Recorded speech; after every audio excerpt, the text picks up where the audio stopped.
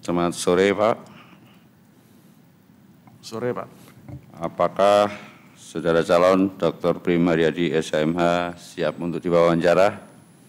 Insya Allah siap, Pak. Baik. Anda akan diwawancara oleh 9 panelis, masing-masing selama 10 menit untuk tanya jawab. Kita mulai yang pertama oleh Profesor Dr. Jimli Asidiki, SHMH. Siap, silakan Prof.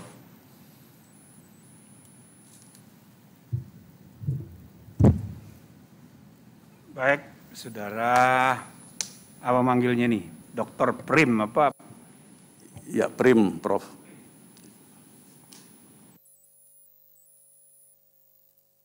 Dulu ya. Saya dokternya di Universitas Andalas, Prof. Disertasinya tentang? Disertasinya tentang hukum lingkungan, Prof. Hukum lingkungan? Ya, Prof. Kalau bisa diceritakan masalah lingkungan hidup di masa kini, masa depan, ini kan burning issues, ini soal penting sekali. Dan orang Indonesia paling kurang perhatian. Padahal potensi jadi korban duluan climate change ya kita. Coba saudara bayangkan ya, kenapa begitu? Dan apa sebaiknya dilakukan oleh dunia hukum supaya perhatian pada isu lingkungan itu makin kuat. Silakan. Terima kasih, Prof. Masalah lingkungan hidup merupakan masalah yang bukan hanya berlaku saat ini, tapi juga untuk masa yang akan datang. Masalah lingkungan hidup ini memang saat ini pemerintah kita sering dibenturkan dengan investasi. Namun demikian kita harus ingat bahwasanya masalah lingkungan ini juga seperti disampaikan oleh Prof tadi itu, masalah climate change, jadi perubahan iklim itu sangat-sangat pengaruh kepada kehidupan yang akan datang. Kita yang berada pada saat ini tidak bisa dengan serta-merta hanya memikirkan keadaan pada saat ini saja. Tapi juga kita harus memikirkan keadaan anak cucu kita pada masa-masa yang akan datang. Oleh karenanya, beberapa perkara lingkungan hidup, saat ini Pengadilan Negeri menurut hemat kami cukup baik dalam mengantisipasi perkara-perkara LH ini dikarenakan ada sertifikasi hakim lingkungan hidup, Prof. Nggak, tapi saudara ini kan mau jadi hakim pidana kan? Siap, Prof. Ya. Nah, ini dengan impian intelektual saudara. Oh, tadi saya pikir saya ditanyakan tentang disertasi saya. Ya. Tapi ini kan mau hukum pidana. Cocok nggak itu? Itu? Ya, untuk saat ini kita ketahui bahwa pidana ini merupakan ultimum remedium dalam perkara lingkungan hidup. Oleh karenanya, perkara-perkara yang berkaitan dengan lingkungan hidup ini terutama diselesaikan secara administrasi, kemudian juga diadakan mediasi-mediasi, kemudian juga ada kalanya diselesaikan secara keperdataan, dan terakhir, jika tidak selesai maka diselesaikan secara pidana. Oke. Nah, ini jabatan Hakim Agung ini kan tinggi nih ya. Jadi saya nggak mau bicara yang saya ingin wawasan Anda. Bisa nggak terangkan putusan-putusan besar dalam sejarah peradilan dunia yang sangat menentukan perjalanan sejarah? Satu atau dua yang saudara ketahui. Apa itu putusan yang sangat berpengaruh dalam sejarah? Silakan.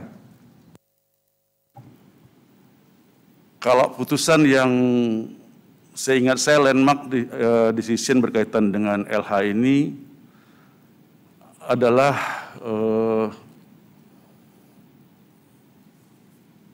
saya lupa di mana kasusnya itu, Prof. Tapi kalau di Indonesia ada kasus Mandalawangi, Prof, terkenal.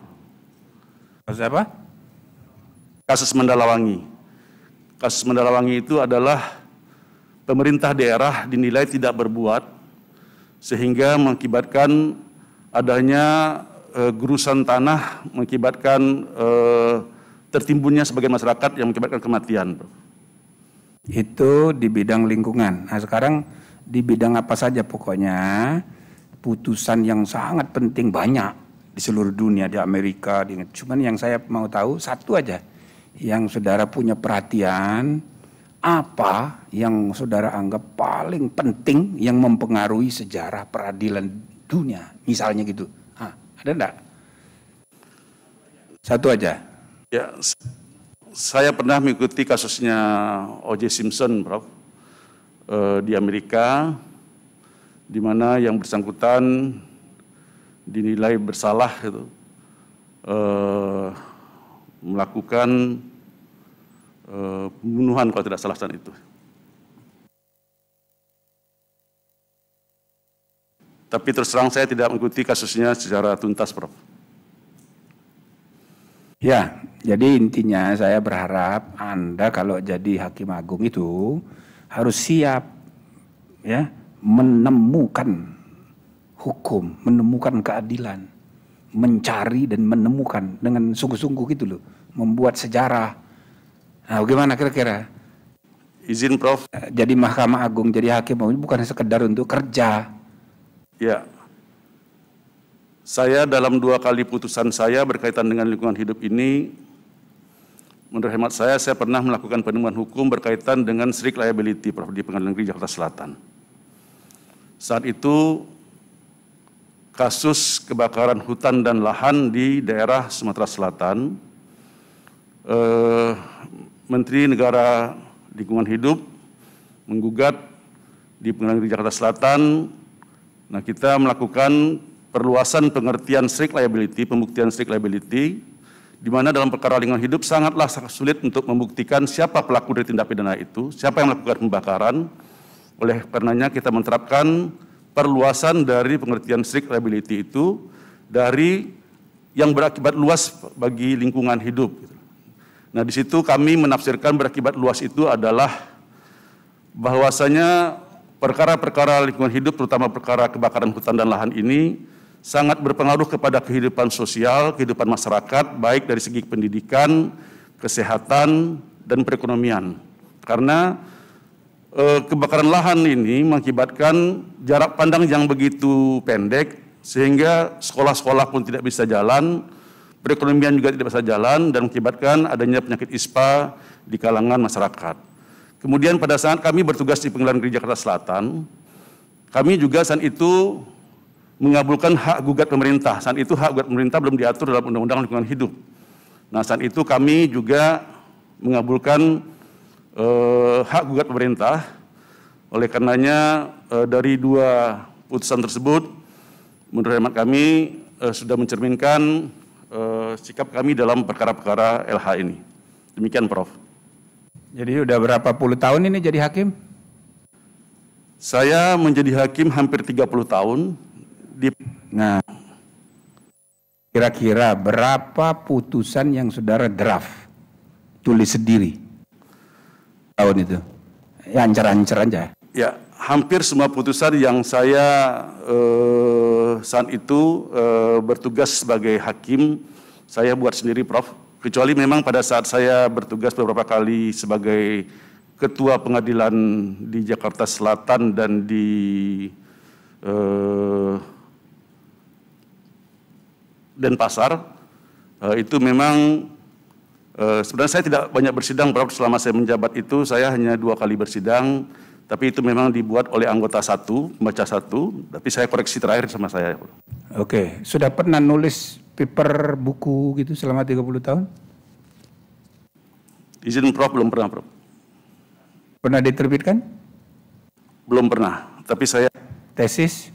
Ya, saya sekarang ini sedang hampir tahap akhir untuk membukukan disertasi saya. Kapan itu rencana mau terbit? Mudah-mudahan dalam 1 bulan terakhir ini bisa terbit, Prof.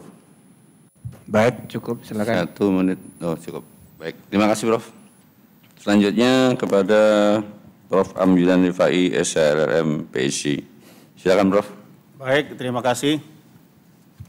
saya terinspirasi pertanyaan dari Prof. Jimli tadi ya. Itu kan melihat betapa sebetulnya Hakim Agung itu perlu wawasan yang luas ya. Tidak hanya di bidangnya.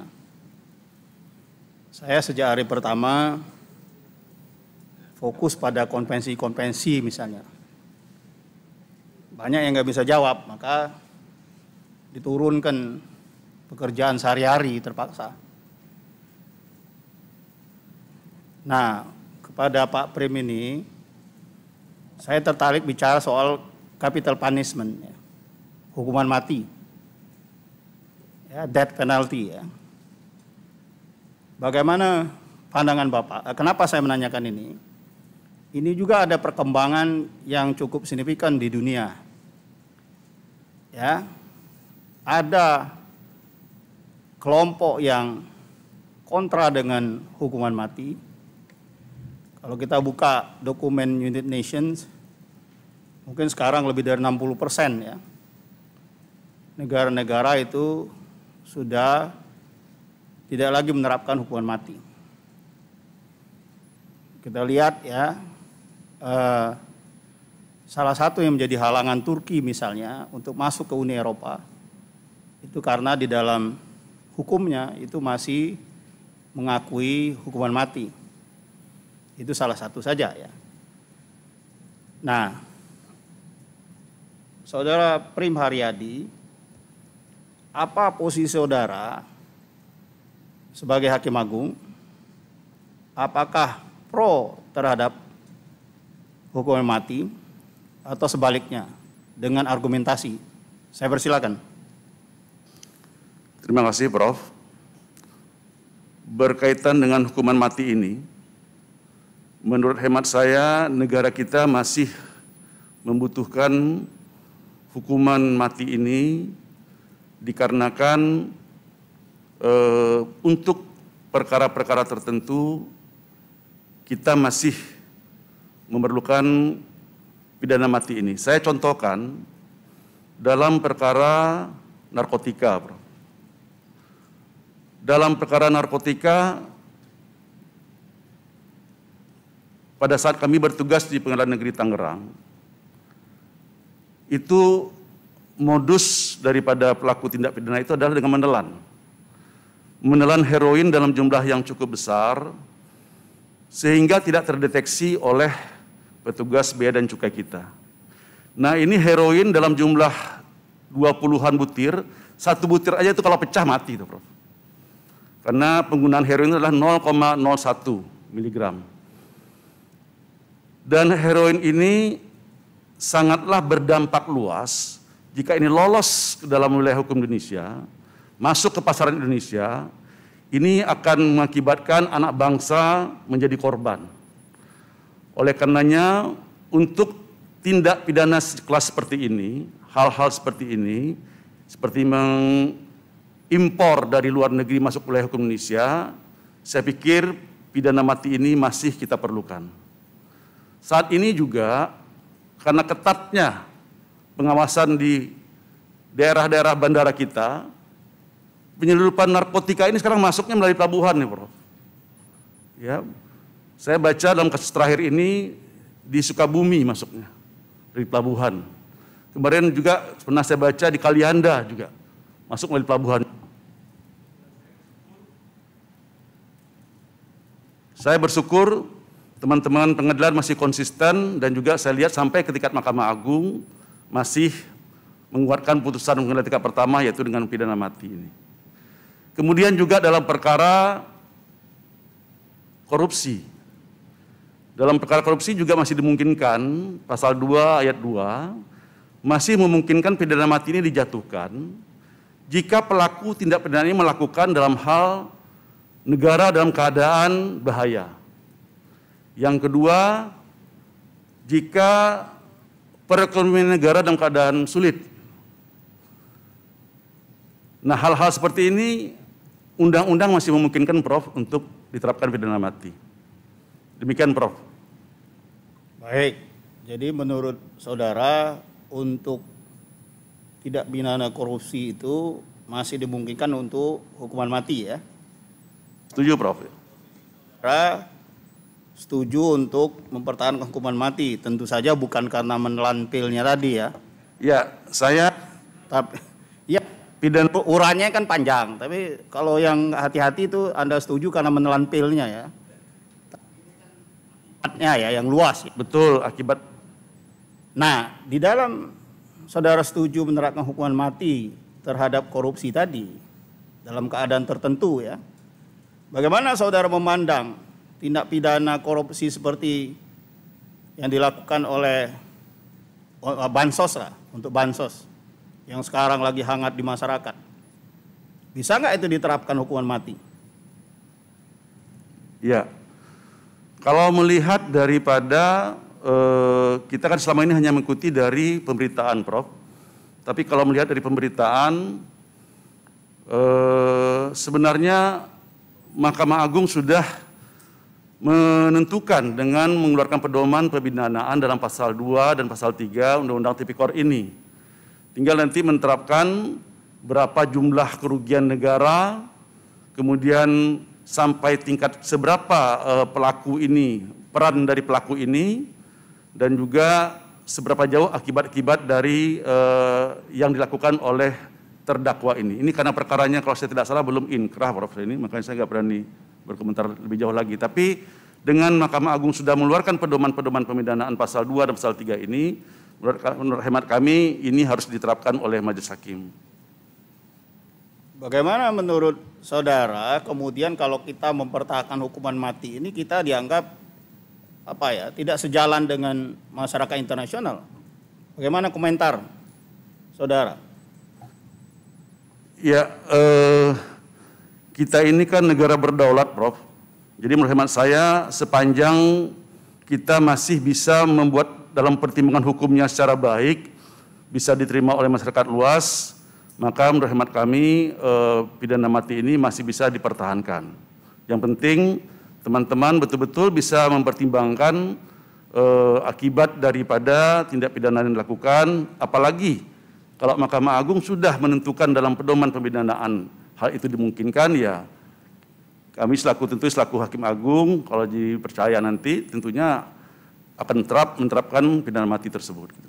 Baik, selama 30 tahun berkarir ya, pernah tidak saudara Prim Haryadi menjatuhkan hukuman mati? Tidak salah apa yang di Tangerang itu atau ada yang lain gitu? Mungkin pernah bisa diurang. Ya, kebetulan majelis kami saat itu memang yang pertama kali menjatuhkan pidana mati di Tangerang itu, Prof. Dan setelah itu saya tidak tahu karena barangkali karena pimpinan mempercayai, kami sempat ada sekitar 6-7 perkara yang diberikan kepada kami. 3 diantaranya kami ketua majelis, 4 kami anggota, dan semuanya itu berujung pada pidana mati. Dan ini sepanjang pengetahuan kami juga dikuatkan sampai Mahkamah Agung, 1 diantaranya sudah dieksekusi, Bro. Ceritakan salah satunya tadi prosesnya, pertimbangan-pertimbangan hukum. Itu vonis mati, bagaimana? Ya, kasus yang pertama itu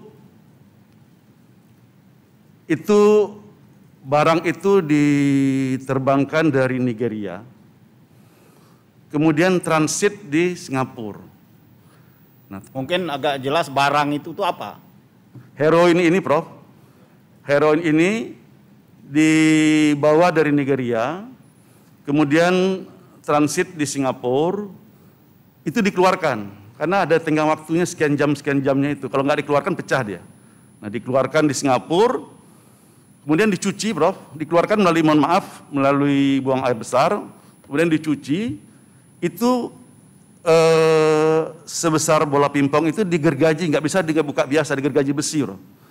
Digergaji besi, jadi pada saat ditelan itu dia lunak, tapi sekian jam kemudian dia mengeras. Jadi perut dia mengeras.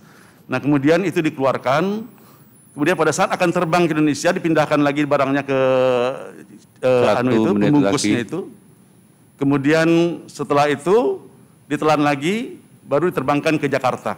Mungkin bukan proses itunya, pertimbangan hukumnya gitu. Kenapa sampai ke vonis mati? Ya, kita mempertimbangkan di samping masalah jumlah heroin ini, juga kita mempertimbangkan akibat dari jika heroin ini sampai lolos ke pasaran Jakarta dan sekitarnya.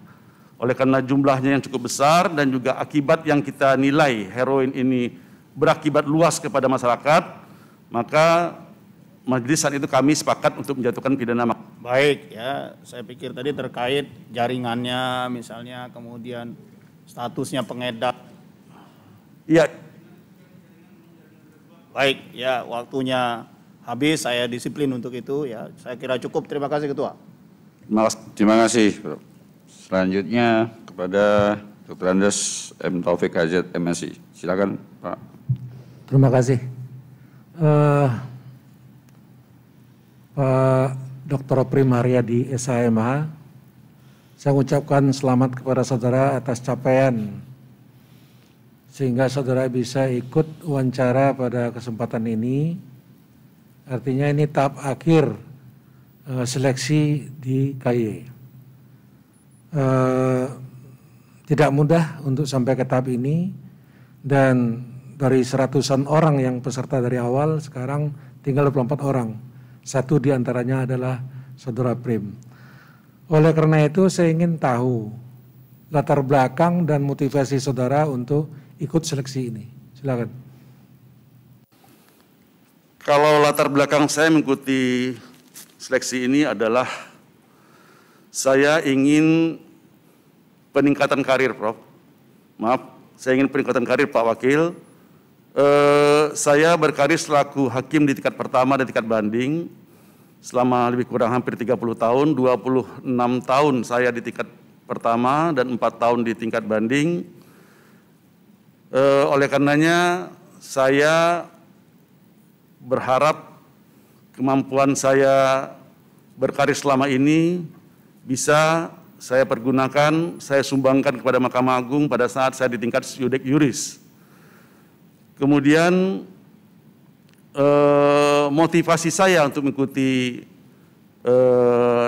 seleksi calon hakim agung ini adalah agar saya bisa dengan pengalaman-pengalaman yang saya miliki tadi itu, saya kebetulan Pak Wakil selama saya hakim tinggi ini, saya diperbantukan di Mahkamah Agung 2 tahun selaku panitera muda, dan hampir juga 2 tahun sekarang sebagai dirjen. Dengan pengalaman-pengalaman yang saya miliki itu, termasuk pengalaman sebagai ketua di Pengadilan Negeri kelas 1A khusus dan 1A, saya pikir saya bisa memberikan sumbangsi kepada lembaga saya Mahkamah Agung. Oke, selanjutnya ya sebagai hakim agung, kalau seandainya saudara ditakdirkan, itu bukanlah suatu tugas yang ringan ya, pasti tugas yang berat gitu. Dan dari sekian ribu hakim yang ada di Indonesia, hanya sekian per mil yang bisa jadi hakim agung. Oleh karena itu, untuk melaksanakan tugas hakim agung tentu kita harus punya konsep, punya rencana, apa kira-kira visi dan misi saudara untuk mencapai tugas-tugas tersebut. Kalau visi saya tentunya sejalan dengan fungsi Mahkamah Agung untuk mewujudkan Badan Peradilan Indonesia yang agung. Oleh karenanya saya mempunyai visi selain daripada visi Mahkamah Agung adalah mewujudkan hakim agung yang berwibawa, bermartabat dan profesional. Untuk mencapai hal tersebut, maka menurut hemat saya, yang pertama adalah tentunya dengan menjaga kemandirian daripada Badan Peradilan, begitu juga kemandirian daripada Hakim Agung itu sendiri. Yang kedua adalah membuat putusan-putusan yang berkualitas sehingga bisa dipedomani oleh hakim-hakim di tingkat pertama dan tingkat banding. Di samping itu juga haruslah taat kepada waktu untuk melakukan minutasi. Mahkamah Agung saat ini permasalahan menurut hemat saya, permasalahan yang terbesar yang dialami oleh Mahkamah Agung saat ini adalah dalam hal minutasi. Dalam hal memutus perkara, Mahkamah Agung cukup cepat, tapi dalam hal minutasi ini terkendala. Nah, saya merasa dengan pengalaman yang saya bertugasan ini, saya rasa ada beberapa hal yang harus diperbaiki oleh Mahkamah Agung berkaitan dengan minutasi ini. Kemudian tentunya juga akan memberikan putusan-putusan yang dapat dipertanggungjawabkan baik dari secara keadilan maupun dari sisi kemanfaatan dan dari sisi kepastian hukum. Demikian Pak Wakil.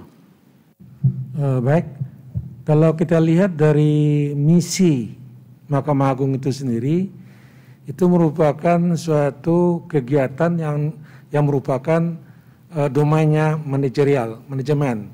Sementara Hakim Agung kan lebih banyak berkutat dengan perkara gitu. Bagaimana Anda memposisikan diri sementara Anda lebih ke tugas-tugas teknis gitu, bukan tugas-tugas manajerial? Silakan. Ada beberapa mekanisme yang bisa dilakukan. Yang pertama sekali dalam hal pembinaan. Pembinaan yang dilakukan oleh Mahkamah Agung selama ini dengan melibatkan beberapa Hakim Agung di kamar masing-masing. Jadi kalau pimpinan melakukan pembinaan ke daerah-daerah, ke satuan pengadilan tingkat banding, maka pimpinan biasanya membawa salah satu Hakim Agung di kamar masing-masing, baik kamar pidana, perdata, tun, dan lainnya. Kemudian yang kedua, ada yang namanya rapat pleno Mahkamah Agung di akhir tahun.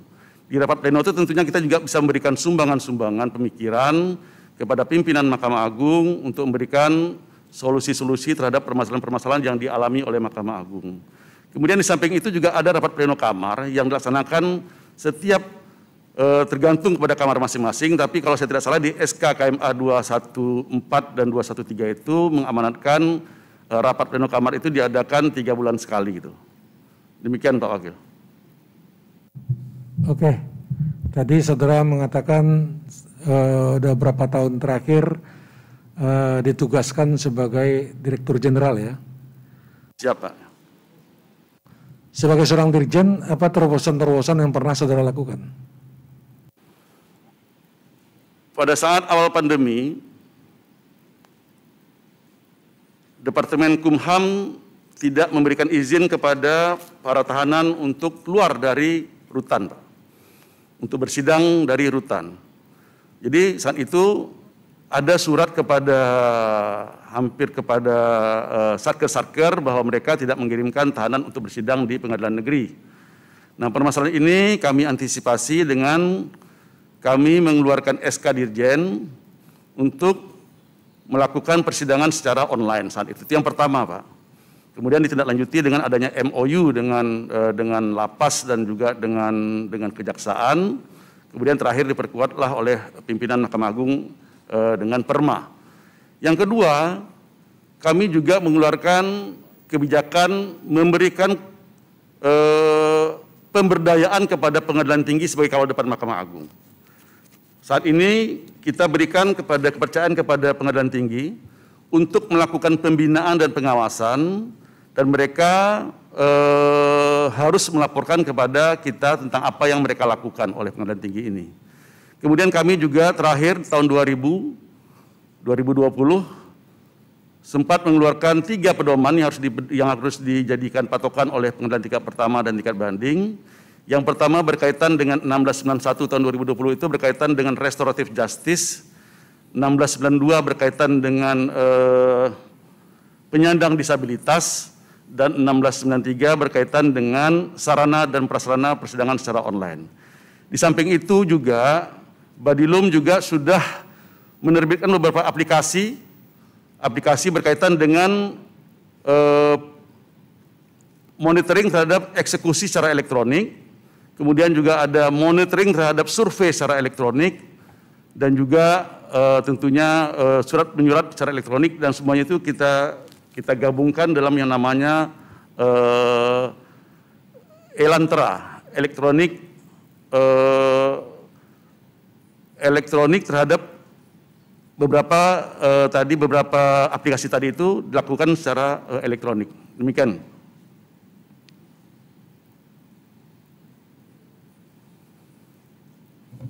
Cukup? Baik, terima kasih Pak. Kita lanjutkan ke Pinjait Kadafi SH LLM PG. Silakan Pak Kadafi. Terima kasih Pak Ketua. Selamat sore Pak Prim. Selamat sore Pak. Apa kabar Pak? Alhamdulillah baik Pak.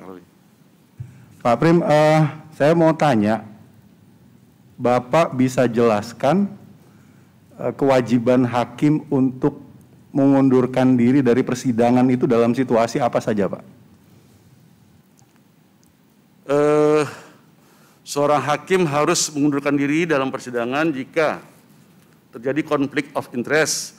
Dalam hal perkara perdata tentunya jika para pihak merupakan ada hubungan dengan majelis hakim dengan yang bersangkutan sendiri. Dalam perkara pidana bukan hanya kepada terdakwa tetapi juga kepada penuntut umum. Jadi jika seandainya hakim yang bersangkutan punya hubungan keluarga kepada terdakwa ataupun kepada penuntut umum, maka yang bersangkutan wajib untuk mengundurkan diri, Pak. Oke, baik. Jadi kewajiban mengundurkan diri itu timbul apabila ada hubungan darah atau hubungan semenda sampai Derajat ketiga, Pak, ya. Oke, sampai derajat ketiga. Lalu tadi Bapak sebutkan apabila ada kepentingan ya Pak ya? Betul, Pak. Langsung maupun tidak langsung. Tentunya demikian, Pak. Normanya wajib atau hak gitu Pak? Bagi hakim? Wajib, Pak. Menurut saya wajib. Oke, Bapak tahu itu diatur di mana saja Pak? Diatur dalam Undang-Undang Pokok Kekuasaan Kehakiman dan juga diatur dalam Undang-Undang Mahkamah Agung, Pak. Dalam KUHAP Pak? KUHAP, betul. Untuk perkara pidana diatur dalam KUHAP. Oke, selama ini dalam pengalaman Bapak sebagai pimpinan pengadilan, ini penegakannya seperti apa Pak? Pelaksanaannya, karena kalau kita coba misalnya ya, simulasikan tarik hubungan semenda sampai derajat ketiga itu, apakah sudah pernah dilakukan? Dalam artian bagaimana mendeteksi adanya hubungan darah atau hubungan semenda dengan pihak yang diadili atau dengan advokat dan lain-lain. Juga bagaimana mendeteksi kepentingan langsung atau tidak langsung itu Pak? Saat itu pernah ada kejadian di Jakarta Selatan, Pak. Pada saat saya menjadi ketua di sana, itu salah satu hakim anggotanya mundur dikarenakan yang bersangkutan merasa mengenal, Pak, mengenal dari pihak-pihak berperkara. Jadi bukan karena hubungan darah, Pak, tapi karena merasa mengenal dan khawatir dia tidak bisa nanti fair dalam menyidangkan itu, maka dia mundur, Pak. Dan itu saya appreciate itu, Pak. Kalau nanti Bapak seandainya terpilih menjadi Hakim Agung, Pak, bagaimana Bapak menegakkan ini di Mahkamah Agung? Tidak hanya pada diri Bapak pribadi, tetapi juga terhadap para Hakim Agung yang lain atau Mahkamah Agung secara kelembagaan.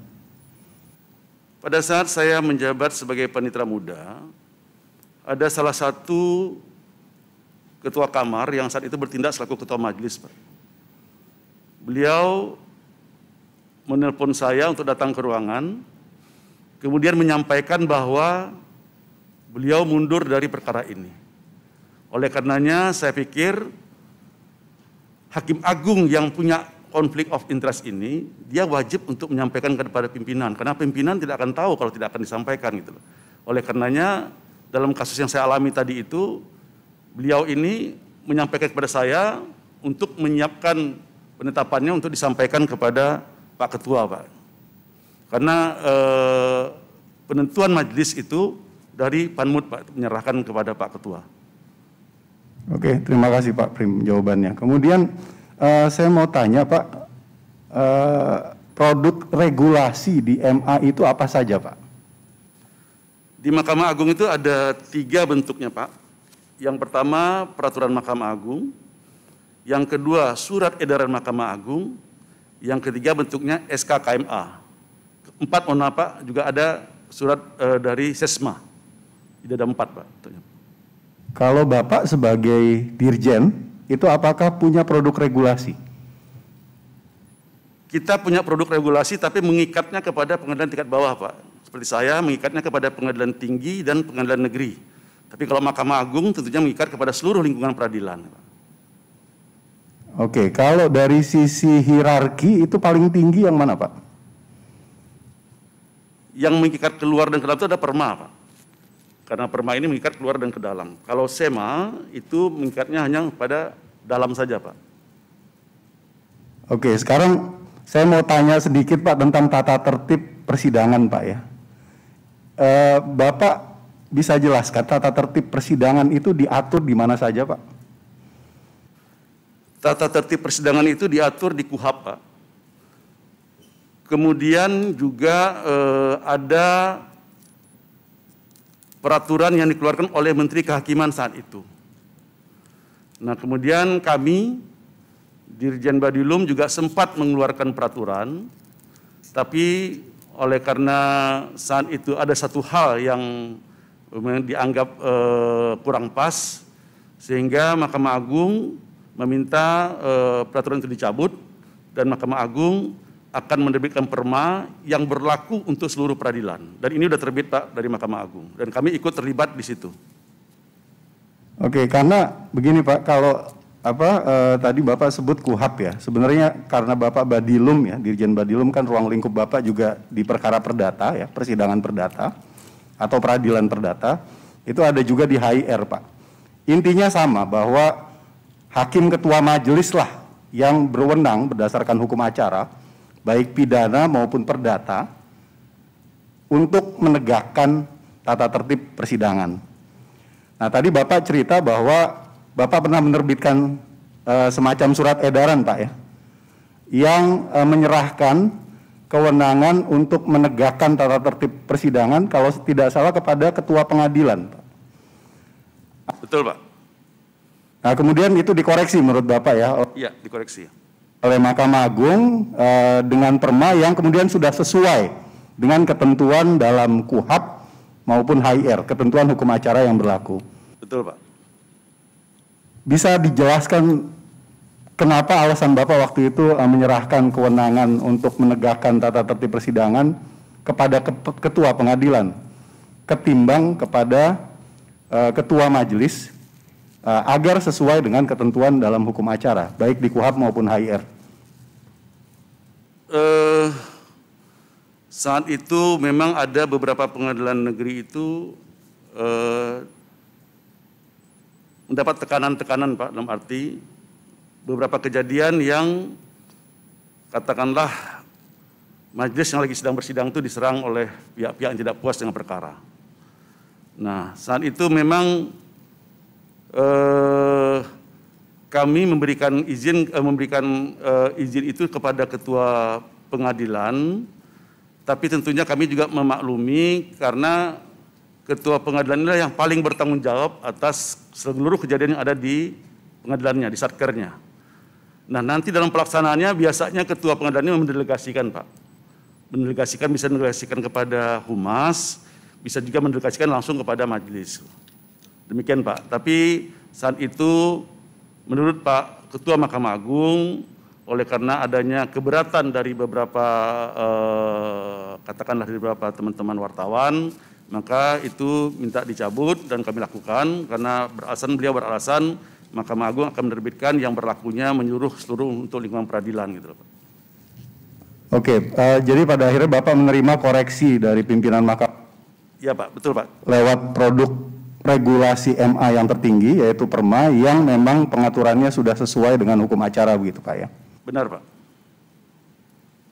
Oke, satu lagi, Pak, ini pertanyaan betul nih, saya pengen tahu ya, apakah hak uji material terhadap peraturan perundang-undangan di bawah undang-undang itu hanya dilaksanakan oleh Kamar Tata Usaha Negara, Pak? Saat ini iya, Pak. Jadi saat ini hak uji material yang masuk kepada Mahkamah Agung disidangkan 1 menit oleh Kamar Tata Usaha Negara. Oke, tapi saya baca ada satu ketentuan nih, Pak, di pasal 31 ayat 3 Undang-Undang MA yang bilang ya, yang mengatur bahwa yang menyatakan bahwa putusan mengenai tidak sahnya peraturan perundang-undangan oleh MA dapat diambil, 1, baik berhubungan dengan pemeriksaan di tingkat kasasi, dan 2, berdasarkan permohonan langsung pada MA. Nah, ini berarti sebenarnya kalau saya menafsirkan ini, silahkan Bapak koreksi, kalau berarti sebenarnya hakim yang memeriksa perkara apapun ketika kemudian mendapati pertentangan antara peraturan perundang-undangan di bawah undang-undang dengan itu sebenarnya bisa, karena yang oleh Kamartun itu di kategori yang kedua. Nah, kategori yang pertama gimana Pak selama ini pelaksanaannya, atau penafsiran Bapak seperti apa? Jadi yang ada Pak, yang Bapak sampaikan tadi itu bahwa itu ada di pengadilan negeri, di tingkat pertama ada di Mahkamah Agung, itu permohonannya Pak. Permohonannya diajukan bisa melalui pengadilan negeri, tapi juga bisa langsung ke Mahkamah Agung. Tapi untuk penanganan di Mahkamah Agung, langsung dialihkan ke Kamar Tata Usaha Negara Pak. Jadi jika perkaranya pun masuk melalui Mahkamah Agung, kita kirim, dari pengadilan negeri kita kirim ke Mahkamah Agung, nanti di Mahkamah Agung itu masuknya di Kamar Tun Pak. Itu, Pak. Ya, karena kalau saya memaknai pasal 31 ayat 3 itu ada yang ini Pak, yang berhubungan dengan perkara di tingkat kasasi. Jadi hak uji material itu bisa dilakukan berhubungan dengan perkara di tingkat kasasi, dan kedua yang memang diajukan permohonan langsung kepada MA yang lalu ditangani oleh Kamartun. Saya pikir itu kemenangan itu ada di Mahkamah Agung untuk pertama dan terakhir gitu loh Pak. Jadi itu Mahkamah Agung menyidangkan untuk pertama dan untuk terakhir. Waktunya. Oke, terima kasih Pak Ketua, terima kasih Pak Prim jawaban. Selanjutnya kepada Dr. Joko Sasmito. Silakan Pak. Terima kasih Pak Ketua. Assalamualaikum Pak Prim Haryadi. Waalaikumsalam Pak. Pak Prim Haryadi memilih kamar pidana jabatan sekarang Dirjen Badilum Mahkamah Agung Pak ya? Siap Pak. Oke, saya kepingin katakanlah membahas atau mendiskusikan karya tulis Pak Prim pada saat mengikuti seleksi calon hakim agung ya, terkait Mahkamah Agung dalam disparitas putusan. Mungkin salah satu yang menarik bagi saya untuk didiskusikan, salah satu penyebab ya adanya disparitas putusan itu karena adanya sistem hukum ya atau peraturan perundang-undangan yang terlalu banyak memberi keleluasaan ya kepada hakim di dalam menjatuhkan putusan, karena di dalam aturan hukum pidana itu ditentukan bahwa ancaman pidana itu bisa 1 hari sampai dengan pidana maksimal gitu ya, bisa seumur hidup, bisa pidana mati. Inilah yang mungkin bagi Pak Prim dianggap salah satu penyebab disparitas. Dalam tulisan itu ada solusi gitu kan, ada Perma nomor 1 tahun 2020 tadi sudah disinggung. Kemudian di dalam peraturan perundang-undangan yang baru misalnya narkotika, korupsi, itu ada pembatasan yang sedikit, ada pembatasan gitu, misalnya strakma minimal 4 tahun, nah, kemudian denda minimal misalnya 200 juta gitu. Nah, saya cuma kepingin pemikiran lah dari Pak Prim selaku calon hakim agung ya. Katakanlah keleluasaan yang dari 1 hari sampai dengan maksimum itu, katakanlah kalau nanti ada perubahan peraturan perundang-undangan, ada usulan gitu ya.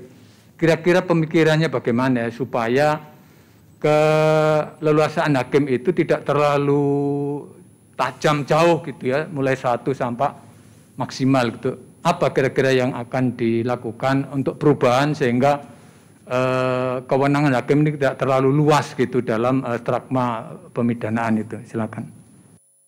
Iya Pak, kalau kita melihat daripada undang-undang yang ada pada kita, baik KUHP maupun undang-undang yang lainnya, undang-undang materi lainnya, itu memang ancaman itu tidak ada, yang ada hanya batasan. Memang ada beberapa perkara yang ancaman minimumnya ada, tapi ini juga rentangnya itu terlalu luas Pak, terlalu jauh gitu loh Pak. Nah, pengalaman kami Pak, pada saat kami bertugas di Pengadilan Negeri Kota Bumi Lampung dulu, itu pengadilan tingginya menerbitkan yang namanya pedoman pemidanaan Pak. Jadi, karena ini kan berbeda-beda Pak, ini Pak, berbeda-beda antara wilayah hukum yang satu, di wilayah timur ataupun wilayah barat itu berbeda hukum yang hidup di tengah masyarakat yang berbeda.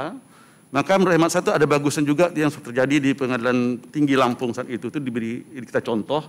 Jadi Pengadilan Tinggi itu mengumpulkan pengadilan-pengadilan negerinya untuk menyusun pedoman pemidanaan untuk wilayah hukum mereka gitu Pak. Nah, itu menurut kami, hemat kami salah satu hal yang cukup baik kalau kita mau tiru itu, Pak, untuk rentang pemidanaan ini gitu.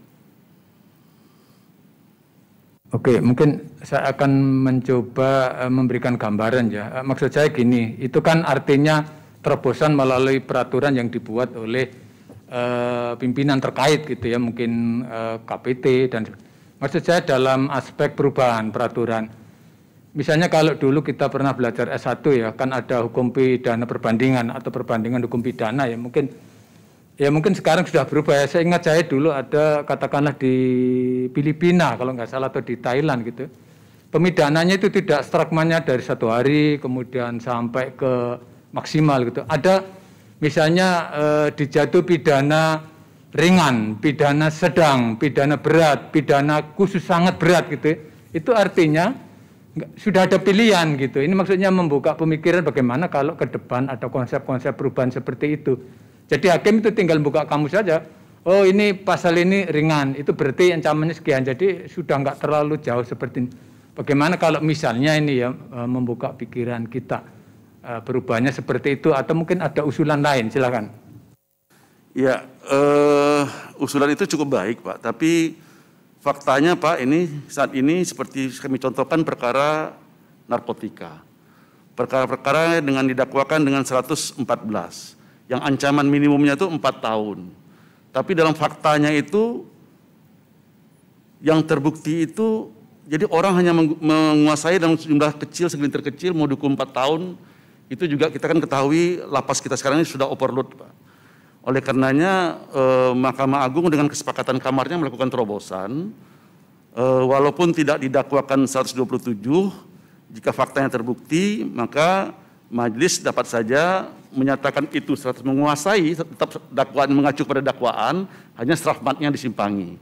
Nah jadi kalau kita bilang pembuat undang-undang dalam membuat undang-undangnya menentukan bahwa kategori yang ringan, sedang, berat, ya itu tentunya akan membantu bagi para hakim dalam memutus. Pasti akan ada bermanfaat juga Pak. Cuman kita ketahui kan perubahan undang-undang ini kan tidak gampang Pak. Oke, tadi Pak Prim juga menjelaskan tadi Pak Kadapi tanya ada tata urutan ya peraturan yang berlaku di Mahkamah Agung, termasuk Dirjen sendiri ya tadi bisa mengeluarkan SK gitu ya. Ya Pak, betul Pak. Tempat disebut, ini Anda juga ya kaitannya dengan tulisan Pak Prim ini, padahal ini hubungannya kan masalah disparitas putusan ya. Tetapi di sini calon menyebut ada SK yang dikeluarkan ya, kalau nggak salah itu yang 1691 ya. Tetapi ini saya baca terkait dengan masalah restoratif justice ya. Betul Pak. Mak, pertanyaan saya apa hubungannya katakanlah ini kebijakan internal mengeluarkan SK tentang restoratif justice, tapi ada hubungannya dengan masalah disparitas. Bagaimana menyambungkannya itu? Jadi kan disparitas itu kan karena selang waktu hukuman itu terlalu jauh kan gitu Pak. Nah di SK Dirjen 1691 tentang RJ ini, itu dinyatakan bahwa ketentuan ini berlaku untuk perkara-perkara tipiring, berlaku untuk perkara narkotika, berlaku juga untuk perkara anak. Nah, Mahkamah Agung itu sebenarnya sudah mengeluarkan Pak, sudah mengeluarkan perma yang berkaitan dengan kapan seorang itu bisa dijatuhkan hukuman rehab. Gitu. Nah, ini tidak jalan Pak. Tidak jalan, oleh karenanya kami menegaskan lagi dengan SK Dirjen agar untuk perkara-perkara tertentu yang jumlahnya tertentu, orangnya juga pada saat ditangkap itu ditemukan pada yang bersangkutan itu untuk pemakaian 1 hari, itu seharusnya dijatuhkan dengan menempatkan yang bersangkutan di bawah rehab medis gitu Pak. Nah ini yang selama ini juga tidak jalan. Pada saat kami bertugas di Pengadilan Negeri Denpasar, saya juga kaget tidak ada satupun perkara yang dijatuhkan dengan pidana rehab ini gitu loh Pak. Padahal didakwakan 127. Nah oleh karenanya kita tegaskan lagi dengan SK Dirjen agar ketentuan Mahkamah Agung ini dipedomani dan diterapkan gitu Pak. Sehingga kalau ini bisa diterapkan untuk perkara-perkara tertentu nanti itu pemidanaannya dengan rehab gitu loh Pak. Nah ini kan akan mengurangi disparitas juga Pak. Oke, terima kasih. Saya ingin menanyakan terkait dengan reformasi birokrasi di Mahkamah Agung ya, karena Mahkamah Agung sampai dengan sekarang juga tetap melaksanakan reformasi birokrasi. Gitu. Salah satu reformasi birokrasi itu bidangnya adalah penguatan akuntabilitas gitu ya. Nah mungkin pertanyaan saya yang pertama, Pak Brin ini kan menjabat sudah cukup banyak di berbagai tempat ya selaku kepala gitu kan. Upaya-upaya apa yang pernah dilakukan ya pada waktu menjabat sebagai pimpinan pengadilan terkait dengan masalah akuntabilitas, itu yang pertama. Pertanyaan kedua, jelaskan sih hubungan antara independensi hakim dan akuntabilitas. 1 menit lagi. Oke, itu mempersingkat, silakan aja. Ya, terima kasih Bapak. Yang berkaitan dengan akuntabilitas itu pada saat kami bertugas di Pengadilan Negeri Jakarta Selatan, selama ini aksesnya itu ada 3 pintu Pak, ini kita juga tutup hanya 1 pintu. Nah ini kemudian juga itu terhadap keadaan fisik. Di sisi lain juga kita memanfaatkan IT Pak. Kita berdayakan website kita sehingga para pencari keadilan bisa memonitor kapan mereka bersidang melalui website. Sudah sampai sejauh mana perkaranya ada apa namanya di SPP kita itu sudah sampai di mana tahapan-tahapannya. Ini semua bisa dimonitor dengan SIPP yang ada di Satker tersebut. Jadi bagi para pencari keadilan mereka bisa tahu perkaranya itu. Jadi kalaupun mereka pakai kuasa hukum Pak, mereka tahu bahwa perkara mereka itu sudah sampai di tahapan mana dan juga apakah persidangannya seperti apa, apakah sesuai atau kalau ada pihak-pihak yang kuasa hukumnya nggak benar, itu semua bisa diketahui Pak, kalau itu semua terbuka sekarang ini Pak. Ya, waktu habis. Oke, terima kasih Pak Ketua. Terima kasih Pak. Selanjutnya kepada Dr. Parman Suparman. Silakan Pak. Terima kasih Pak Ketua. Saudara calon, tadi kebetulan saya keluar tapi secara sepintas saudara tadi mengungkapkan bahwa disertasi saudara mengenai hukum lingkungan. Itu saya kira itu harus dilanjutkan karena memang itu sekarang merupakan hanya masalah kita atau juga masalah internasional. Sampai kalau tidak salah pidato terakhir dari Joe Biden mengatakan bahwa 10 tahun lagi Jakarta akan tenggelam. Nah, jadi itu akibat global warming ke sana. Jadi itu memang agar dikembangkan terus. Tadi siapa ya? Kembangkan dan dapat diterapkan secara konkret nantinya. Satu hal yang ingin tanyakan di dalam hukum lingkungan hidup ya.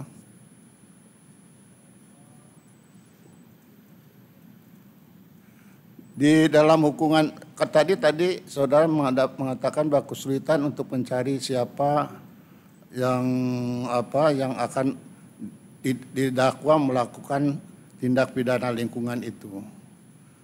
Yang ingin saya tanyakan itu berarti ada keraguan-keraguan di dalam pidana umum itu yang ada disebut ajas in dubio pro reo. Nah itu di hukum lingkungan itu punya sendiri juga, kalau ada keraguan itu ajas apa yang dipakai? Di lingkungan kita kenal namanya in dubio pro natura Pak. Oke, terus mengenai pertanggungan jawab ya, itu berbagai macam pertanggungan jawab, ada identifikasi, strict, ada vicarious liability. Kalau di pidana lingkungan itu tanggung jawab mana yang dipakai?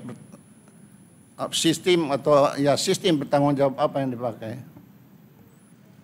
Kalau untuk perkara pidana lingkungan Pak, tentunya tetap harus mengacu kepada KUHP negatif intelek itu Pak.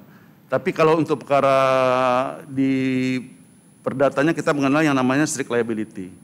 Jadi itu strict liability itu perbedaannya dengan PMH 1365, kita tidak perlu membuktikan siapa pelaku dari tindak pidana siapa pelaku dari yang berbuat melakukan kebakaran. Kalau dalam perkara saya tadi itu pembakaran lahan Pak itu Pak.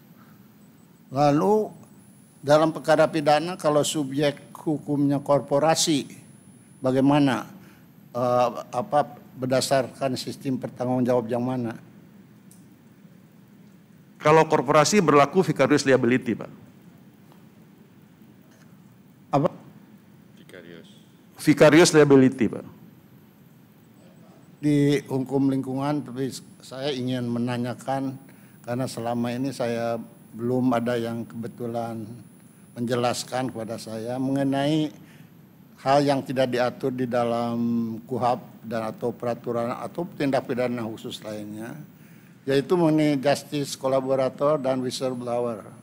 Supaya saudara jelaskan kedua hal tersebut, ya, dan untuk pedoman diatur di mana itu, dan kalau bisa membandingkan dengan bagaimana justice kolaborator di Amerika, ya. Ya, dalam sistem hukum kita, justice kolaborator ini diatur dalam Perma, Pak, Perma nomor 4 tahun 2011. Di situ menegaskan bahwa saksi pelaku yang bekerja sama itu kepada yang bersangkutan, jika yang bersangkutan pada saat persidangan menyatakan bersalah, mengakui perbuatannya, kemudian membantu mengungkapkan tindak pidana ini, maka kepada yang bersangkutan dapat dijatuhkan pidana yang lebih ringan daripada pelaku-pelaku lainnya. Kalau whistleblower, Pak, adalah orang yang mengetahui terjadi satu tindak pidana dan melaporkan kepada pejabat yang berwenang. Jadi dia bukanlah pelaku, Pak. Itu bedanya whistleblower dengan justice kolaborator. Apa bedanya whistleblower dengan pelapor di dalam KUHP? Whistleblower ini hanya untuk perkara-perkara tertentu, Pak. Jadi kalau perkara KUHP berlaku untuk keseluruhan pelapor ini, kalau untuk whistleblower ini diatur, Pak, untuk perkara-perkara tertentu.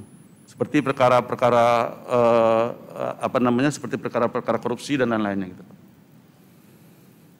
Bagaimana untuk menjadi justice kolaborator? Apakah harus mengajukan permintaan atau memang diminta oleh penyidik, penuntut umum atau hakim? Untuk menjadi seorang justice kolaborator, maka yang bersangkutan harus memohon, Pak. Jadi yang bersangkutan memohon kepada penyidiknya untuk agar yang bersangkutan bisa bertindak selaku justice kolaborator. Dan nanti ini tentunya nanti dilihat di persidangan sampai sejauh mana yang bersangkutan itu memberikan perannya untuk mengungkapkan tindak pidana yang didakwakan itu. Selama saudara bersidang, ya, di peradilan tingkat pertama, apakah sudah pernah memberi izin atau menerima permohonan sebagai justice kolaborator? Kami sempat bersidang di Pengadilan Tindak Pidana Korupsi Jakarta, tapi selama itu belum pernah, Pak, kita menerima permohonan justice kolaborator ini, Pak. Sekedar aja untuk diketahui bagaimana hubungan nantinya antara justice kolaborator dengan lembaga perlindungan saksi. Seorang justice kolaborator ini wajib dilakukan perlindungan saksi ini di rumah aman itu yang di bawah pengawasan dari lembaga perlindungan saksi dan korban, Pak, LPSK, Pak. Jadi dia ini mempunyai hak untuk dilindungi dan yang melakukan itu adalah LPSK, Pak. Oke, terima kasih, Pak Ketua. Terima kasih, Pak. Selanjutnya saya tertarik dengan hukum lingkungan tadi, Pak. Cuma saya ingin fokus ke korporasi, di mana lebih khususnya korporasi yang badan hukum, ya, katakanlah PT, ya, sebagai subjek hukum, maka dia bisa sebagai subjek hukum, dia sebagai subjek hukum yang berbadan hukum tadi, ya, badan hukum yang menjadi subjek hukum. Maaf. Nah, tadi Anda juga menyebutkan vicarious liability, ya, tanggung jawab itu kemudian pada korporasi. Yang ingin saya tanyakan adalah kapan tanggung jawab itu harus diemban atau dipikul oleh korporasi sebagai subjek hukum dalam tindak pidana lingkungan. Ukuran-ukurannya apa?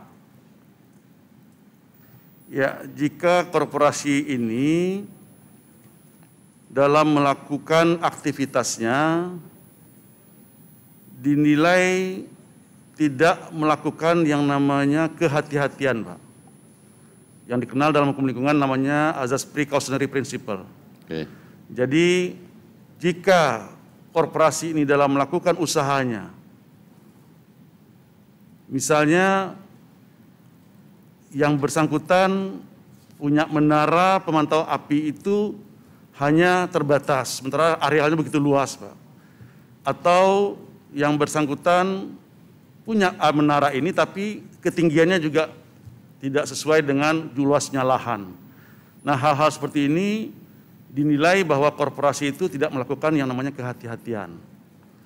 Nah, ini baru bisa yang bersangkutan ini katakanlah melakukan suatu pelanggaran jika memang dirasakan akibatnya ini bagi pihak yang lainnya gitu loh, Pak. Nah, selama ini saya melihat jarang pihak-pihak di sekitar sana yang berani melakukan katakanlah laporan-laporan ataupun kita dia nggak tahu, terutama gugatan-gugatan, ataukah laporan-laporan itu tidak ditindaklanjuti oleh pejabat yang berwenang. Oleh karenanya, pemerintah dalam hal ini KLHK adalah institusi yang bertanggung jawab, lembaga yang bertanggung jawab untuk mengajukan pelaporan-pelaporan atau gugatan terhadap korporasi yang melakukan perusakan lingkungan hidup ini, gitu, atau pencemaran lingkungan hidup ini. Selain prinsip kehati-hatian, apalagi Pak? Ada nggak yang menjadi? Ada beberapa prinsip dari perkara lingkungan ini. Ada prinsip kehati-hatian, ada prinsip pembangunan berkelanjutan, ada prinsip ada beberapa prinsip itu, Pak. Jadi diantaranya itu ya precautionary, ada sustain development. Baik, Pak. Lalu saya membaca ini Anda pernah menangani kasus-kasus korupsi ya, tipikor ya? Ya, pernah? Betul, Pak. Pernah. Kasus apa, Pak? Saat itu saya bertugas selaku Wakil Ketua di Pengadilan Negeri Jakarta Barat. Kami diperbantukan, Pak, sebagai Hakim Tipikor di Pengadilan Negeri Jakarta Pusat. Perkara yang cukup besar kami tangani adalah perkara dengan terdakwanya saat itu adalah Anas Urbaningrum dan juga Andi Malarangeng, Pak, yang cukup besar, Pak. Kemudian juga ada penyuap dari saya lupa, Pak, yang Bupati di Bangkalan kalau tidak salah itu Pak Amin itu. Nah, penyuap itu kebetulan kami juga yang pegang, Pak. Baik, Pak. Saya tidak akan bahas kasusnya, tetapi saya akan bahas hukum materialnya. Bahwa di dalam Undang-Undang Tipikor disebutkan pasal 2, ya. Setiap orang yang secara melawan hukum dan seterusnya, ya, perbuatan memperkaya diri sendiri atau orang lain dan seterusnya, merugikan keuangan negara atau perlindungan dan seterusnya, dapat dipidana penjara paling singkat 4 tahun. Betul, Pak? Betul, Pak. Pasal 2. Yang pasal 3, setiap orang dengan tujuan dan menguntungkan diri sendiri dan orang lain dan seterusnya, menyalahgunakan wewenang dan seterusnya, dapat dipidana paling singkat 1 tahun. Ya, pasal 3 1 tahun, betul. Nah, di sini ada perbedaan beban sanksi, Pak. Yang saya ingin tanyakan dari pasal perbedaan sanksi dari pasal 2 dan pasal 3 itu secara konsep atau substantif atau teoritis apa yang membedakan sehingga sanksinya berbeda? Di pasal 1 itu, Pak, di pasal 2 dan pasal 3 itu kalau pasal 3 itu memang ada di situ pejabat yang berwenang, Pak. Sementara di pasal 2 itu barang siapa menguntungkan diri sendiri atau orang lain yang mengakibatkan kerugian kepada negara. Jadi secara umum gitu loh, Pak. Secara umum, dan ini lebih luas jangkauannya dibandingkan dengan pasal 3. Demikian, Pak. Ya, mengapa kemudian menjadi berbeda? Saya paham, bunyinya berbeda pasalnya. Tapi kenapa kemudian hukumannya menjadi berbeda? Kalau saat ini kan kita kan sudah mengacu kepada pedoman yang digariskan oleh Perma 1 tahun 2020 itu, Pak. Karena di Perma itu sudah ditentukan untuk pasal 2 itu jika ada beberapa kategori, ada 4 atau 5 kategori itu masuk kategori berat, sedang, ringan, paling ringan gitu, Pak. Nah, itu sudah ditentukan di situ ancamannya berapa kerugian negaranya berapa, sampai sejauh mana pelaku ini perannya. Nah, ini semua dinilai oleh pedoman pemidanaan dalam pasal 2 dan pasal 3 tersebut, Pak. Oke. Kemudian sebagai seorang hakim yang nantinya Anda kalau lolos menjadi hakim agung dan akan menyelenggarakan pengadilan secara judek juris, apa yang menjadi dasar-dasar, apa yang harus menjadi dasar-dasar pertimbangan hukum dalam membuat putusan kasasi? Ya, dalam pasal 253 KUHP sudah ditegaskan untuk dapat seseorang menyatakan kasasi adalah jika suatu ketentuan tidak diterapkan atau diterapkan tidak sebagaimana mestinya, atau jika pengadilan dinilai melampaui kewenangannya. Nah, oleh karenanya menurut hemat saya, selaku yudek yuris itu kita harus taat kepada ketentuan-ketentuan yang sudah digariskan dalam pasal 253 KUHP ini.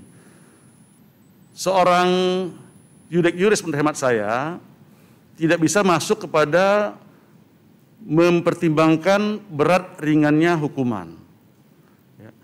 Yang bersangkutan bisa masuk ke wilayah berat ringannya hukuman setelah yang bersangkutan menyatakan memang terjadi adanya ketentuan hukum yang tidak diterapkan sebagaimana mestinya. Jadi contohnya tadi mestinya ini ketentuan ini ditentukan di pengadilan tingkat pertama atau tingkat banding ini ditentukan yang terbukti adalah pasal 2, sementara penerapannya menurut Majelis Kasasi selaku yudek yuris ini bukan pasal 2 berdasarkan fakta-fakta yang ada, semestinya ini diterapkan pasal 3.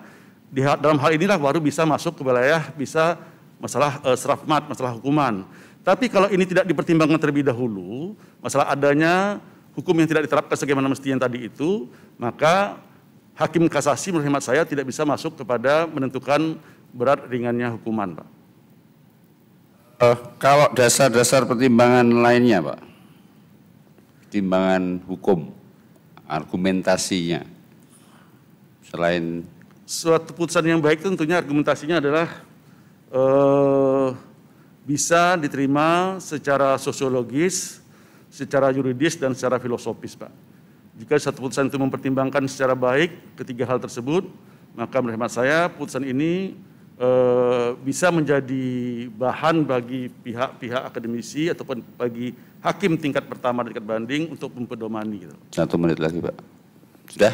Demikian, Pak, menurut hemat saya. Ya, terima kasih. Selanjutnya kepada Dr. Siti Nurjana. Silakan, Ibu. Terima kasih, Pak Ketua. Selamat sore, Pak Prim. Selamat sore, Ibu. Pak Prim, santai saja, saya tidak akan tanya yang berat-berat. Ya.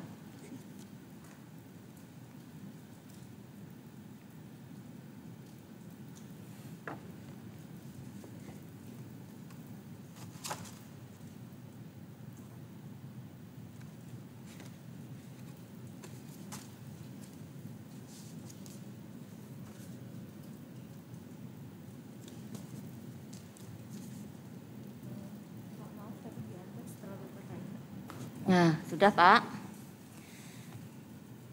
Pak Prim ini kan sekarang posisinya hakim non palu atau nomenklatur di Mahkamah Agung itu hakim justisial dengan tugas sebagai Direktur Jenderal Badan Peradilan Umum. Kaitannya dengan tugas-tugas Dirjen ini tentunya kewenangannya cukup besar dan punya garis komando. Kalau kita bilang punya garis komando itu punya kewenangan untuk memerintah ketua pengadilan tingkat banding, tingkat pertama di seluruh lingkungan Badan Peradilan Umum. Salah satu tugas atau tugas pokok dan fungsi Dirjen Badan Peradilan Umum itu adalah melakukan pembinaan, khususnya terhadap tenaga teknis, baik itu hakim, panitra, dan jurusita. Ya. Yang ingin saya tanyakan sebagai Dirjen tentunya saya sebut sebagai pembina, yang tidak lain adalah merupakan role model bagi seluruh lingkungan peradilan umum sekarang ini. Sebagai role model, saya ingin menanyakan kepada Pak Prim, ini terkait pembinaan integritas terhadap anggotanya yang sampai ke seluruh pelosok tanah air ini. Bagaimana aksi yang dilakukan oleh Pak Prim terkait dengan pembinaan integritas terhadap para pegawai hakim di lingkungan pengadilan baik tingkat banding maupun tingkat pertama. Tentunya memberikan contoh yang seperti apa yang dilakukan oleh Pak Prim. Silakan Pak. Terima kasih Ibu. Untuk pembinaan ini, saat ini selain kita, Badilum juga melakukan pembinaan kepada Satker tingkat pertama dan tingkat banding. Kami juga seperti kami katakan di awal tadi sudah memberikan kewenangan yang lebih luas kepada Pengadilan Tinggi sebagai kawal depan Mahkamah Agung. Namun demikian, kami setiap ada kunjungan baik sifatnya mendampingi pimpinan maupun pada saat kami menilai kami harus hadir di suatu satker, maka tentunya pada kesempatan tersebut kami melakukan pembinaan-pembinaan kepada Pengadilan Tinggi dan Pengadilan Negeri terhadap semua hal termasuk masalah integritas. Dalam hal saya selaku pribadi Ibu, saya di setiap pertemuan tersebut mengingatkan kepada mereka bahwasanya saya sepulang dari kota ini, tempat ini, saya tidak akan membawa satupun bingkisan yang Anda siapkan. Itu sering saya sampaikan di setiap saya berkunjung di satker-satker. Ini sebenarnya masalah kecil Ibu, masalah kecil, tapi kita memang harus membangun dari hal-hal yang kecil ini agar kedepannya hal ini intinya itu tidak memberatkan satuan kerja yang kita datangi itu. Jadi kita datang ke sana, kita harus memberikan contoh, tadi Bu katakan sebagai role model, kita harus memberikan contoh agar pimpinan-pimpinan itu, baik pimpinan pengadilan tingkat tinggi maupun selaku ketua pengadilan negeri, agar dia tidak merepotkan, tidak menyusahkan, tidak memberatkan kalau pengadilan tinggi berkunjung ke pengadilan negeri, demikian juga halnya. Nah ini kami sudah lakukan Ibu.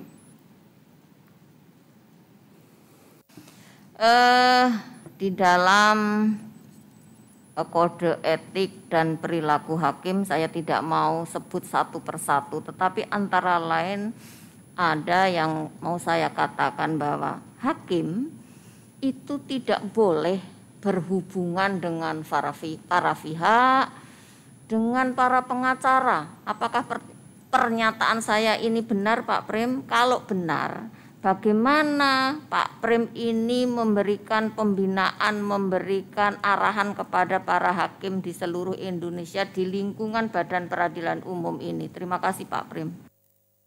Ya, tentunya sesuai dengan kode etik kita bahwa hakim itu harus mandiri. Oleh karenanya tentunya yang bersangkutan harus juga membatasi pergaulannya dengan yang namanya pengacara Ibu. Namun kadangkala memang kita harus bersentuhan dengan pengacara ini. Saya sempat mengalaminya Ibu pada saat ada pemberlakuan IQOT saat itu di Pengadilan Negeri Surabaya. Saya mendampingi Ketua Pokja IQOT dari Mahkamah Agung yang mulia Pak Samsul Ma'arif saat itu. Nah di situ kita jadi narasumber bersama-sama dengan Ketua Advokat Jawa Timur, Bu.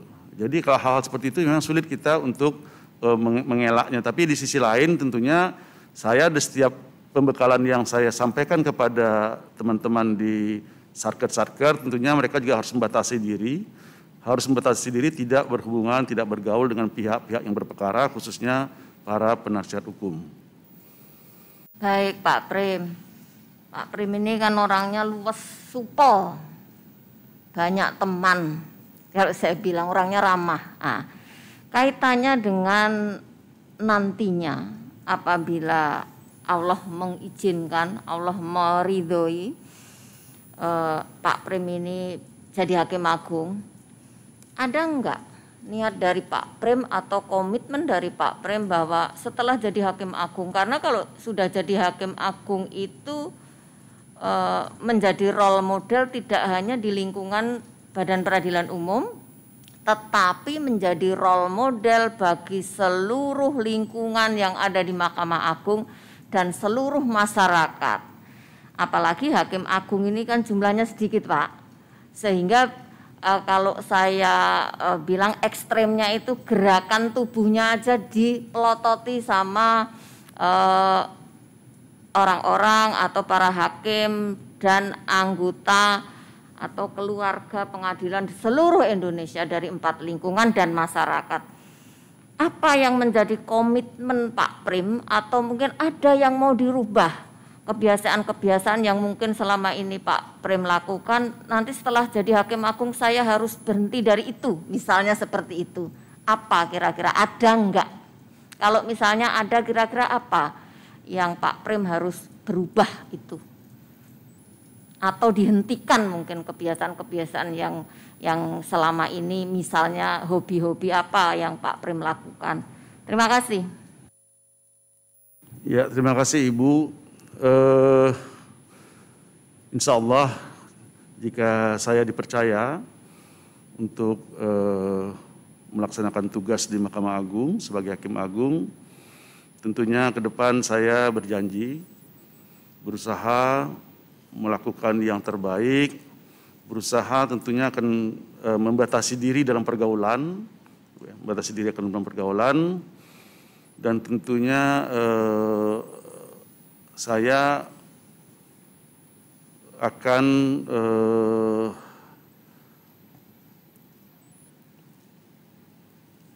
dalam pergaulan baik itu melibatkan organisasi, karena bagaimana juga Ibu, saya ini kadang-kadang juga dipercaya di organisasi baik itu yang namanya IKAHI maupun yang namanya PTWP. Tentunya dengan ke depan nanti kalau saya sudah menjabat sebagai seorang Hakim Agung, tentunya ke depan insya Allah saya akan betul-betul menjaga hal-hal seperti ini, Bu. Baik, terima kasih Pak Prim. Cukup Pak Ketua.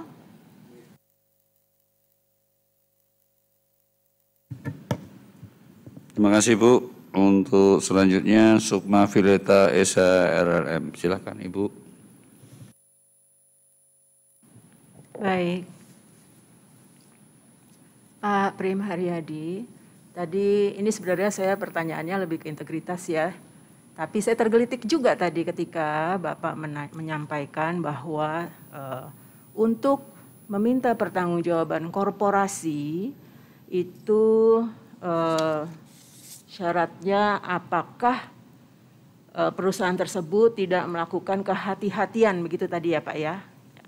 Dan Bapak menyebutkan precautionary principle. Precautionary principle ini maknanya adalah apa Pak? Precautionary principle itu maknanya adalah prinsip kehati-hatian Bu, yang harus dilakukan oleh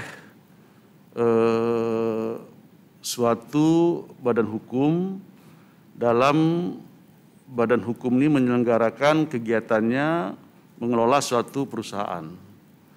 Jadi, tapi ini bukan hanya berlaku untuk suatu badan hukum, Bu.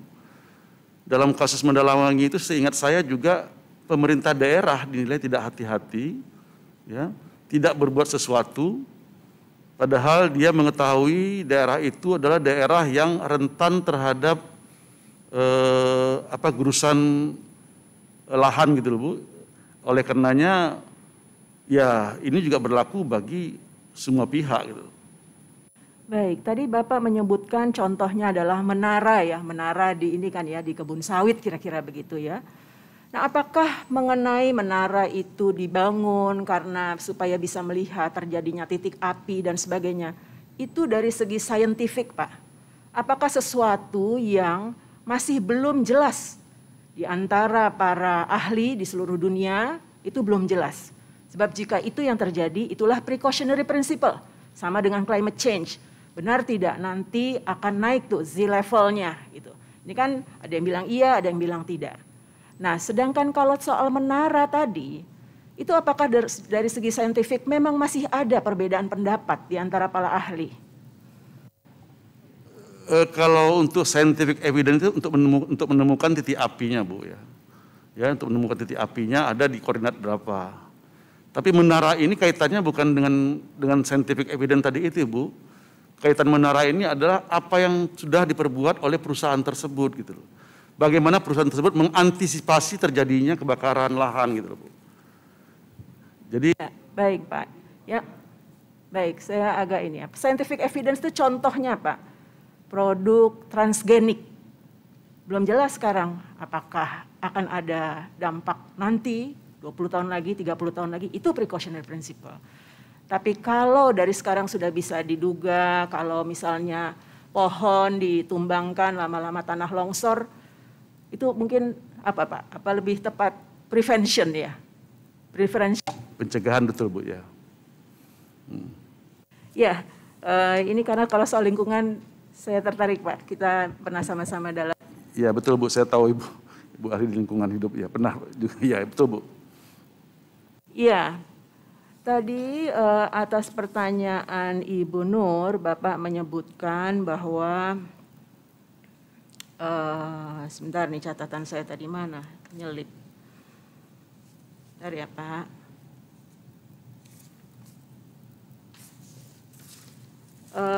Bahwa akan menjaga lebih menjaga inilah ya integritas dalam hal ini adalah untuk lebih membatasi relasi sosial gitu. Nah, hal tersebut merupakan kewajiban Hakim Agung yang nantinya jika Bapak ditempatkan sebagai Hakim Agung, atau memang kewajiban semua hakim sejak dari PN, PT, semua hakim lah. Sebenarnya memang ini menjaga ini memang untuk keseluruhan hakim, Bu, berlakunya. Tapi tentunya seorang Hakim Agung tadi dikatakan sebagai role model tadi itu tentunya juga harus menunjukkan kadang-kala kita memang sulit, Bu, untuk mengelak dari hal-hal yang apalagi kalau kita ini namanya bawahan, Bu, ya. Sulit kalau sudah ditentukan oleh pimpinan. Misalnya ada agenda-agenda yang berkaitan bersentuhan dengan katakanlah organisasi advokat. Nah, kadang-kala kita memang sulit untuk menghindarnya. Tapi saya melihat akhir-akhir ini Mahkamah Agung sudah jarang katakanlah bersentuhan lagi dengan organisasi advokat ini gitu, Bu. Baik. Ini saya merefer dari berkas yang ada ya, Pak. Ketika dilakukan klarifikasi, Bapak menjawab bahwa pada bulan Februari ada kegiatan golf sehat bersama. Itu kemudian itu acara ulang tahun GSB diketuai oleh anak Pak Hatta Ali dan mengundang pimpinan MA dan pimpinan Himpunan Bank Negara. Nah, ini terkait lagi dengan bagaimana relasi sosial hakim dengan komunitas yang lain. Kalau Bank Negara itu, Pak, apakah termasuk pihak-pihak yang berpotensi mempunyai perkara di pengadilan? Ya, pertama kali saya harus jelaskan begini, Bu. Pada saat kegiatan GOV yang dalam rangka ulang tahun Universitas Islam Indonesia UII, itu memang Mahkamah Agung saat itu mendapatkan undangan sekitar 4 atau 5, saya lupa itu. Nah, oleh karena pimpinan Pak Ketua kami ini kebetulan beliau adalah Ketua IKA UII gitu loh, Bu. Dan kegiatan ini diselenggarakan bukan hanya golop sebenarnya, Bu, tapi juga kegiatan-kegiatan yang sifatnya sosial. Ya. Nah, barangkali saya tidak tahu, yang pasti saat itu karena pimpinan memerintahkan ikut main, ya kami bergabung. Nah, berkaitan dengan bank-bank ini, saya pikir mereka kan main sendiri, Bu. Arti kami tidak main sama mereka, gitu. Mereka ikut di kelompok lain, kita di kelompok lain. Jadi kita tidak bersentuhan dengan mereka, gitu. Kita sesama pengadilan, gitu. Baik. Ya, saya melihat berkas lagi ya Pak, catatan yang jadi bahan kami. Di dalam ini, catatan ini disebutkan bahwa Bapak,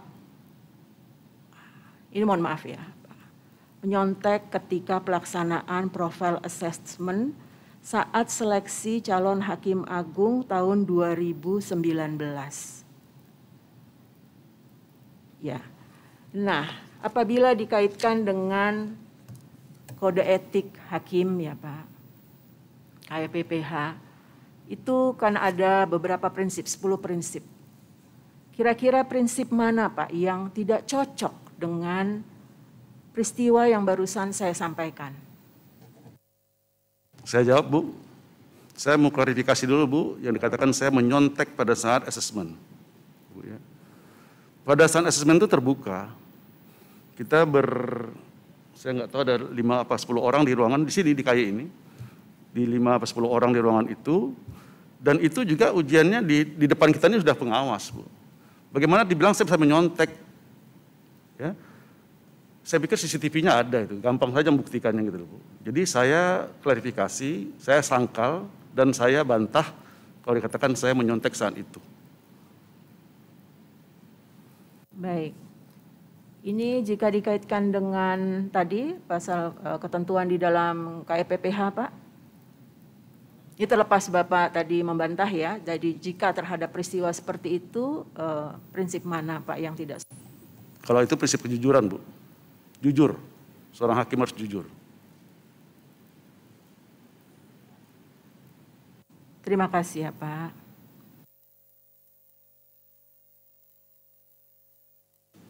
Terima kasih Ibu, terima kasih Saudara calon Dr. Prim Haryadi, SHMH. Setelah menjawab wawancara, Anda diminta untuk membaca fakta integritas sebagai komitmen Bapak seandainya nantinya menjadi Hakim Agung. Sehingga tolong dibaca dengan hikmat dan nantinya ditandatangani dengan kesadaran yang tulus. Silakan. Bismillahirrahmanirrahim.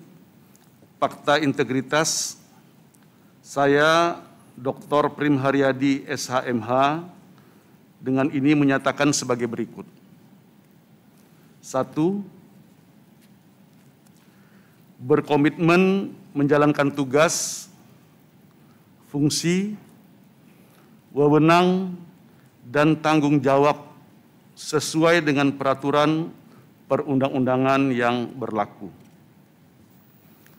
2.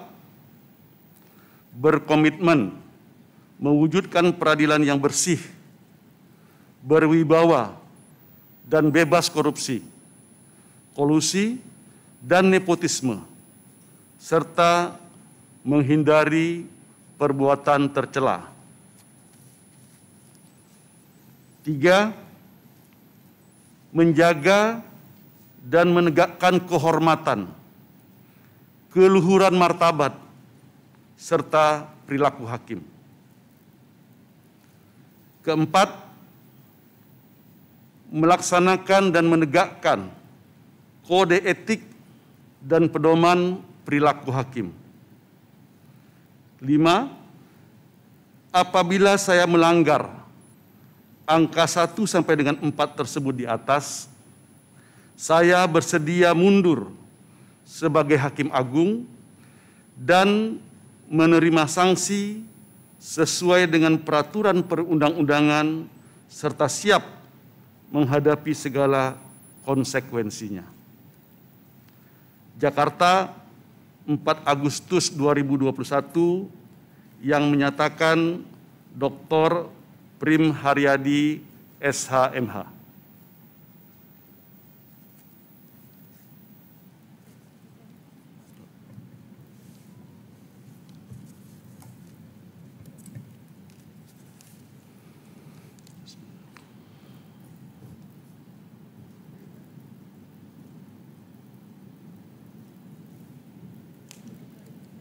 Oh, 2.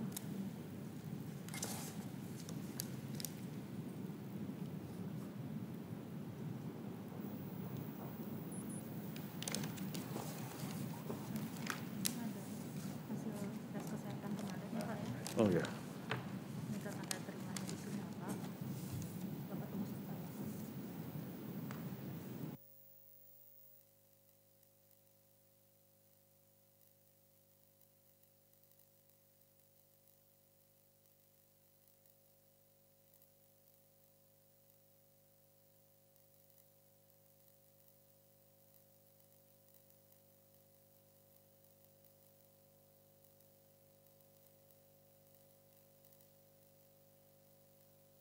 Baik, terima kasih kepada saudara calon Dr. Prim Haryadi, SH.MH. Kami mengucapkan terima kasih atas waktunya dan kesempatannya Anda menghadiri dan kesediaannya untuk diwawancara terbuka pada seleksi calon hakim agung di Komisi Yudisial Republik Indonesia pada tahun 2021 ini. Untuk ini, karena sudah selesai prosesnya, kami minta saudara untuk meninggalkan ruang wawancara. Terima kasih. Izin saya boleh bicara, Pak Ketua? Silakan. Terima kasih, Pak Ketua. Yang pertama sekali tentunya saya berterima kasih kepada Allah SWT yang telah memberikan kesempatan kepada saya. Kemudian juga saya berterima kasih kepada Pak Ketua dan tim penguji pada sore hari ini yang sudah memberikan kesempatan kepada saya untuk memberikan pendapat-pendapat yang menurut hemat saya itulah yang semestinya dilakukan. Kemudian tentu juga pada kesempatan kali ini saya juga mohon maaf jika seandainya dalam hal saya memberikan jawaban-jawaban ada hal-hal yang kurang berkenan di hati Bapak Ibu sekalian. Terima kasih Pak Ketua sekali lagi. Saya akhiri, selamat sore, wabillahi taufiq wal hidayah. Wassalamualaikum warahmatullahi wabarakatuh. Waalaikumsalam warahmatullahi wabarakatuh.